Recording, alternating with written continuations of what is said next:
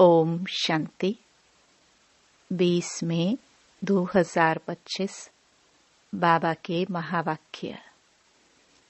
मीठे बच्चे, बाबा आया है तुम बच्चों को अविनाशी कमाई कराने। अभी तुम ज्ञान रत्नों की जितनी कमाई करने चाहो कर सकते हो। प्रश्न।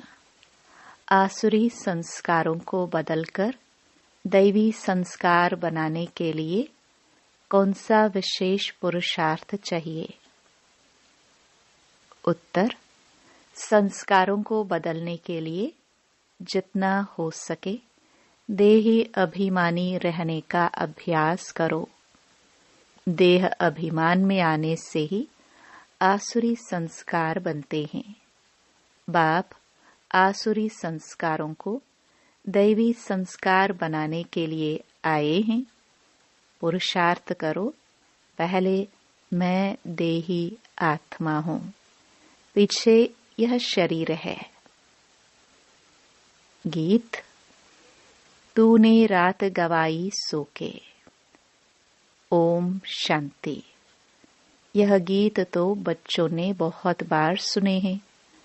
रूहानी बच्चों प्रति रूहानी बाप सावधानी देते रहते हैं कि यह समय खोने का नहीं है। यह समय बहुत भारी कमाई करने का है।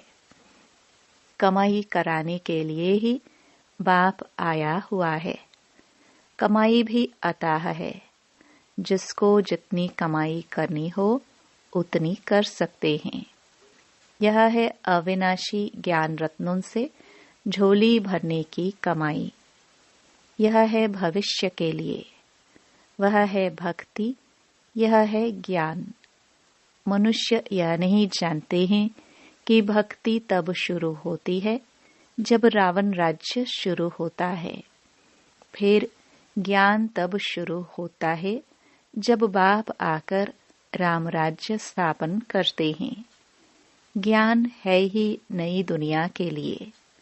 भक्ति है पुरानी दुनिया के लिए। अब बाप कहते हैं पहले तो अपने को देही आत्मा समझना है। तुम बच्चों की बुद्धि में है। हम पहले आत्मा हैं, पीछे शरीर है। परंतु ड्रामा प्लान अनुसार मनुष्य सब रॉन्ग हो गए हैं। इसलिए उल्टा समझ लिया है कि पहले हम देह हैं, फिर देही हैं। बाप कहते हैं यह तो विनाशी है। इसको तुम लेते और छोड़ते हो। संस्कार आत्मा में रहते हैं। देह अभिमान में आने से संस्कार आसुरी बन जाते हैं। फिर आसुरी संस्कारों को दैवी बनाने के लिए बाप को आना पड़ता है। यह सारी रचना उस एक रचता बाप की ही है। उनको सब फादर कहते हैं। जैसे लौकिक बाप को भी फादर ही कहा जाता है। बाबा और मम्मा यह दोनों अक्षर बहुत मीठे हैं।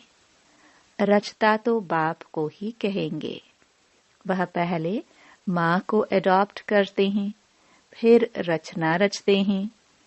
बेहद का बाप भी कहते हैं कि मैं आकर इनमें प्रवेश करता हूँ। इनका नाम बाला है। कहते भी हैं भागीरथ। मनुष्य का ही चित्र दिखाते हैं। कोई बैल आदि नहीं है।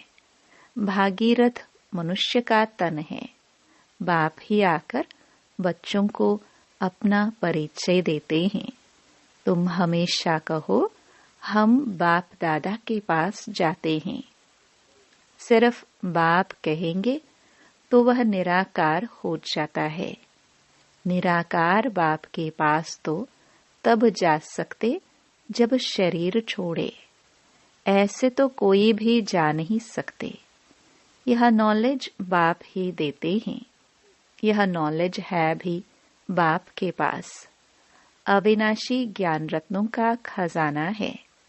बाप है ज्ञान रत्नों का सागर। पानी की बात नहीं। ज्ञान रत्नों का भंडारा है, उनमें नॉलेज है। नॉलेज पानी को नहीं कहा जाता। जैसे मनुष्य को बैरिस्टर, डॉक्टरी आदि की नॉलेज होती है, यह भी नॉलेज है। इस नॉलेज के लिए ही ऋषि मुनि आदि सब कहते थे कि रचता और रचना के आदि मध्य अंत की नॉलेज हम नहीं जानते। वह तो एक रचता ही जाने। झाड़ का बीज रूप भी वही है। सृष्टि के आदि मध्य अंत का नॉलेज उसमें है। वह जब आए तब सुनाए। अभी तुमको नॉलेज मिली है तो तुम इस नॉलेज से देवता बनते हो। नॉलेज पाकर फिर प्रारब्ध पाते हो। वहां फिर इस नॉलेज की दरकार नहीं रहेगी। ऐसे नहीं कि देवताओं में यह ज्ञान नहीं है तो अज्ञानी है। नहीं, वह तो इस नॉलेज से पद प्राप्त कर लेते हैं। बाप को पुकारते ही हैं कि बाबा आओ, हम पतित से पावन कैसे बने, उसके लिए रास्ता अथवा नॉलेज बताओ, क्योंकि जानते नहीं। अभी तुम जानते हो, हम आत्माएं शांति धाम से आई हैं। वहां आत्माएं शांत में रहती हैं। यहाँ आए हैं पाठ बजाने। यह पुरानी दुनिया है तो जरूर नई दुनिया थी। वह कब थी, कौन राज्य करते थे, यह कोई नहीं जानते। तुमने अभी बाप द्वारा जाना है। बाप है ही ज्ञान का सागर, सद्गति दाता। उनको ही पुकारते हैं कि बाबा आकर हमारे दुख हरो, सुख शांति दो। आत्मा जानती है, परंतु तमो प्रधान हो गई है। इसलिए फिर से बाप आकर परिचय दे रहे हैं। मनुष्य न आत्मा को न परम आत्मा को जानते हैं। आत्मा को ज्ञान ही नहीं जो परमात्म अभिमानी बने। आगे तुम भी नहीं जानते थे, अभी ज्ञान मिला है तो समझते हो। बरोबर सूरत मनुष्य की थी और सीरत बंदर की थी। अभी बाप ने नॉलेज दी है तो हम भी नॉलेजफुल बन गए हैं। रचता और रचना का ज्ञान मिला है। तुम जानते हो, हमको भगवान पढ़ाते हैं तो कितना नशा रहना चाहिए। बाबा है ज्ञान का सागर, उनमें बेहद का ज्ञान है। तुम किसके पास भी जाओ, सृष्टि के आदि मध्य अंत का ज्ञान तो क्या, परंतु हम आत्मा क्या चीज है वह भी नहीं जानते। बाप को याद भी नहीं करते। दुख हरता सुख करता, फिर भी ईश्वर सर्वव्यापी कह देते हैं। बाप कहते हैं ड्रामानुसार उन्हों का भी कोई दोष नहीं। माया बिल्कुल ही तुच्छ बुद्धि बना देती है। कीड़ों को फिर गंध में ही सुख भासता है। बाप आते हैं गंध से निकालने। मनुष्य दलदल में फंसे हुए हैं। ज्ञान का पता ही नहीं है तो क्या करे। दुबन में फंसे पड़े हैं, फिर उनको निकालना ही मुश्किल हो जाता है। निकालकर आधा पौना तक ले जाओ, फिर भी हाथ छुड़ाए गिर पड़ते हैं।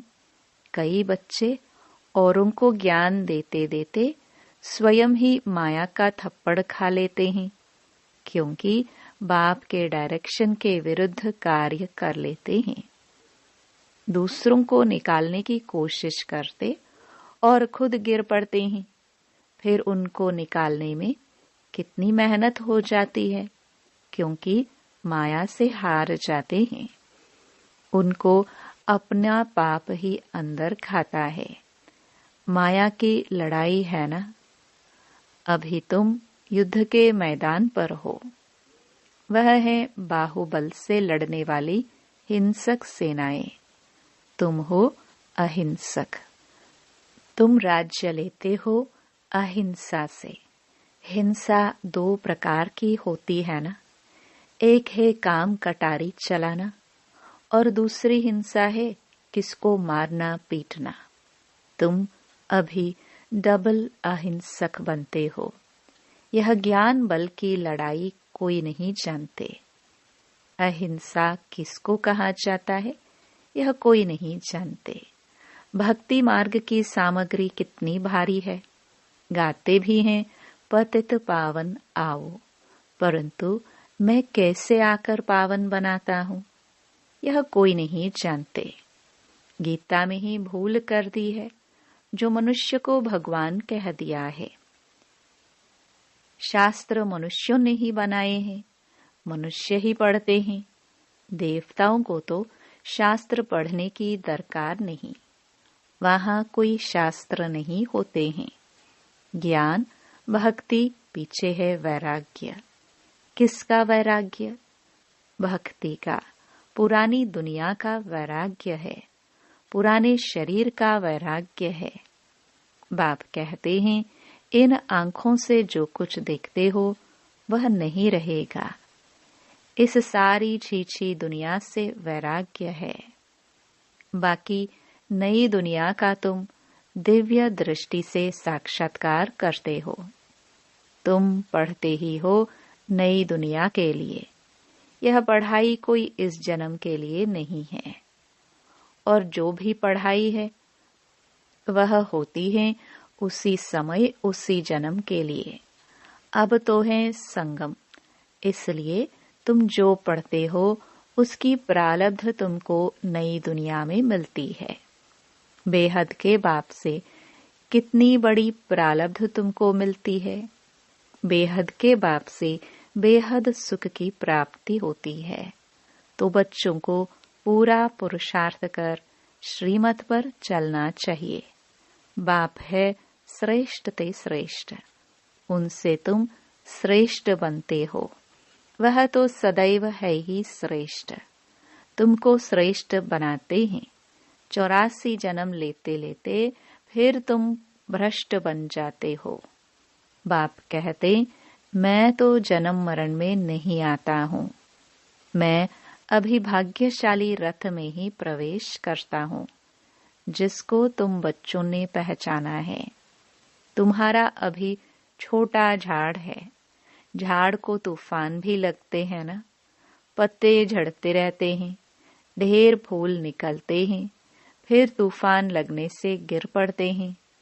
कोई कोई अच्छी रीति फल लग जाते हैं, फिर भी माया के तूफान से गिर पड़ते हैं।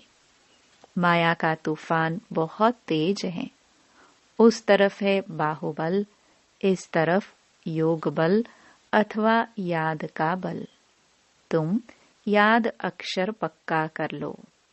वो लोग योग योग अक्षर कहते रहते हैं, तुम्हारी है याद। चलते फिरते बाप को याद करते हो, इसको योग नहीं कहेंगे। योग अक्षर सन्यासियों का नामी ग्रामी है। अनेक प्रकार के योग सिखाते हैं। बाप कितना सहज बतलाते हैं। उठते बैठते चलते फिरते बाप को याद करो। तुम आधा कल्प के आशुक हो, मुझे याद करते आए हो। अब मैं आया हूँ। आत्मा को कोई भी नहीं जानते, इसलिए बाप आकर रियलाइज कराते हैं। यह भी समझने की बड़ी महीन बातें हैं। आत्मा अति सूक्ष्म और अविनाशी है। न आत्मा विनाश होने वाली है, न उनका पाठ विनाश हो सकता है। यह बातें मोटी बुद्धि वाले मुश्किल समझ सकते हैं। शास्त्रों में भी यह बातें नहीं हैं। तुम बच्चों को बाप को याद करने की बहुत मेहनत करनी पड़ती है। ज्ञान तो बहुत सहज है, बाकी विनाश काले प्रीत बुद्धि और विपरीत बुद्धि यह याद के लिए कहा जाता है। याद अच्छी है तो प्रीत बुद्धि कहा जाता है। प्रीत भी अव्यभिचारी चाहिए। अपने से पूछना है, हम बाबा को कितना याद करते हैं? यह भी समझते हैं बाबा से प्रीत रखते रखते जब कर्मातीत अवस्था होगी तब यह शरीर छूटेगा और लड़ाई लगेगी। जितना बाप से प्रीत होगी तो तमो प्रधान से सतो प्रधान बन जाएंगे। इम्तिहान तो एक ही समय होगा ना। जब पूरा समय आता है सबकी प्रीत बुद्धि हो जाती है। उस समय फिर विनाश होता है। तब तक झगड़े आदि लगते रहते हैं। विलायत वाले भी समझते हैं अभी मौत सामने है। कोई प्रेरक है जो हमसे बॉम्ब्स बनवाते हैं, परंतु कर क्या सकते हैं? ड्रामा की नोंद है ना। अपनी ही साइंस बल से अपने कुल का मौत लाते हैं। बच्चे कहते हैं पावन दुनिया में ले जाओ, तो शरीर को थोड़े ले जाएंगे। बाप कालों का काल है ना। यह बातें कोई नहीं जानते। गाया हुआ है मिरुआ मौत मलुका शिकार। वह कहते विनाश बंद हो जाए, शांति हो जाए। अरे विनाश बगैर सुख शांति कैसे स्थापन होगी? इसलिए चक्र पर जरूर समझाओ। अभी स्वर्ग के गेट खुल रहे हैं। बाबा ने कहा है इस पर भी एक पुस्तक छपाओ, गेटवे टू शांति धाम सुख धाम। इनका अर्थ भी नहीं समझेंगे। है बहुत सहज, परंतु कोटों में कोई मुश्किल समझते हैं। तुमको प्रदर्शनी आदि में कभी दिल शिकस्त नहीं होना चाहिए। प्रजा तो बनती है ना। मंजिल बड़ी है, मेहनत लगती है। मेहनत है याद की, उसमें बहुत फेल होते हैं। याद भी अव्यभिचारी चाहिए। माया घड़ी घड़ी भुला देती है। मेहनत बिगर थोड़े कोई विश्व के मालिक बन सकते हैं। पूरा पुरुषार्थ करना चाहिए। हम सुखधाम के मालिक थे। अनेक बार चक्कर लगाया है। अब बाप को याद करना है। माया बहुत विघ्न डालती है। बाबा के पास सर्विस के भी समाचार आते हैं। आज विद्युत मंडली को समझाया, आज यह किया। ड्रामानुसार माताओं का नाम बाला होना है। तुम बच्चों को यह ख्याल रखना है। माताओं को आगे करना है। यह है चैतन्य दिलवाला मंदिर। तुम चैतन्य में बन जाएंगे, फिर तुम राज्य करते रहेंगे। भक्ति मार्ग के मंदिर आदि रहेंगे नहीं। अच्छा, मीठे मीठे सिखिलदे बच्चों प्रति माता पिता बाप दादा का याद प्यार और गुड मॉर्निंग।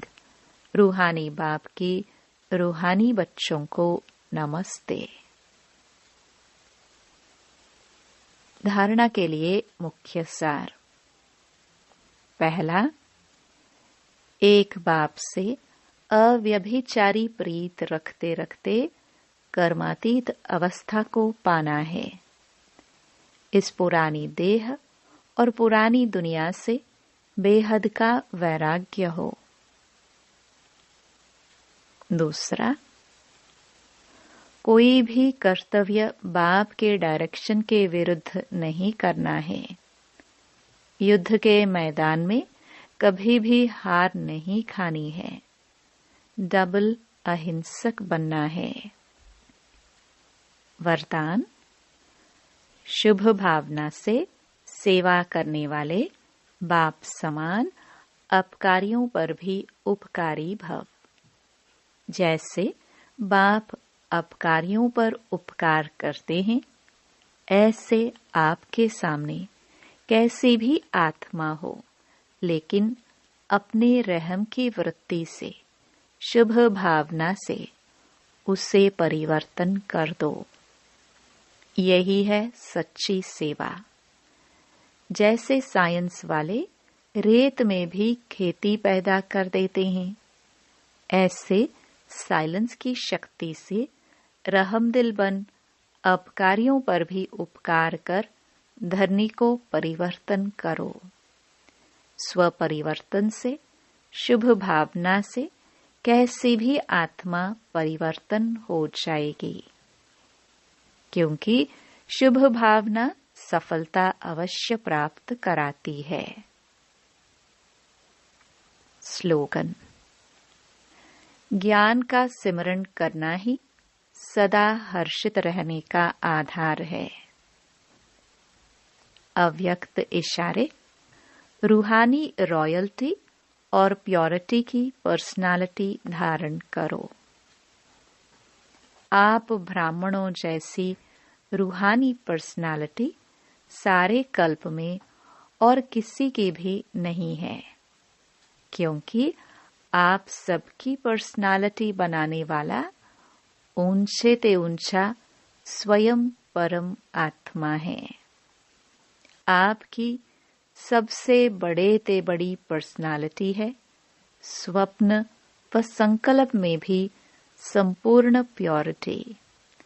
इस प्योरिटी के साथ साथ चेहरे और चलन से रूहानियत की भी पर्सनालिटी है। अपनी इस पर्सनालिटी में सदा स्थित रहो तो सेवा स्वतः होगी। ओम शांति।